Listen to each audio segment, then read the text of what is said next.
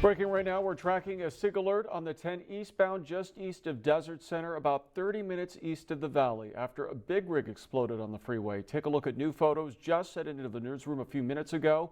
You could see that large plume of smoke and long lines of traffic on the freeway. CHP says the explosion was reported around 5:20 tonight, causing 3 other trucks to catch fire. There is a full freeway closure for eastbound traffic at State Route 177. Westbound traffic on the 10 will also be shut down at Wiley's Well. No word on any injuries or what caused the big rig to explode. Stay with News Channel 3 on air and always online for any new developments.